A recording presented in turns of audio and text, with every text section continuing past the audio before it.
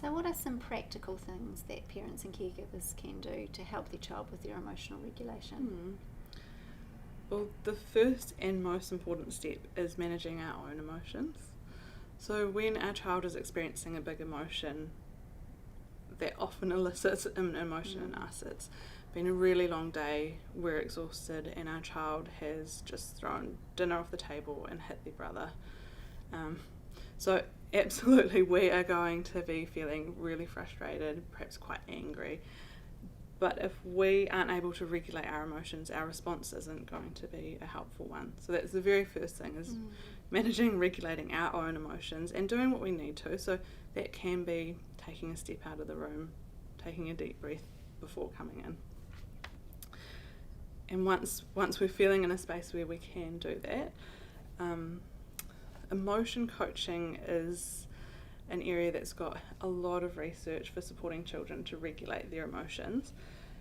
An emotion coach is like a soccer coach coaches us how to play soccer. An emotion coach helps us to better understand our emotions and manage our emotions. And Dr. John Gottman created emotion coaching, and I'm just going to talk about breaking it into kind of 3 steps. The first step is helping a child recognise and label the emotion.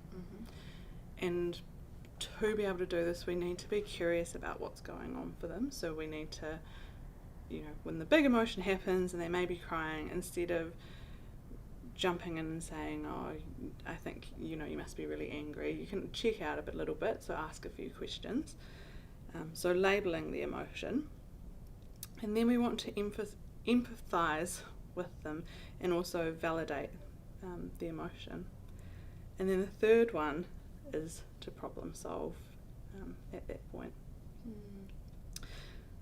So it is quite a lot to remember, especially while, like I said, you are likely experiencing a whole lot of emotions too. So there is an acronym that can be quite helpful with those 3 steps, and that acronym is LEAPS. So it stands for label, empathise, and problem solve. Which helps you to get it into the right order. So name the emotion, empathise with the emotion, and then we move on to the problem solving. At problem solving. Yeah. And that order is, again, really important, because we want to help coach in that moment for children to recognise what's going on for them, help label it, help them understand that we get it and it's okay to feel those emotions. And at that point, is there anything we can do to help them either manage their emotion or fix the problem that's caused the big emotion?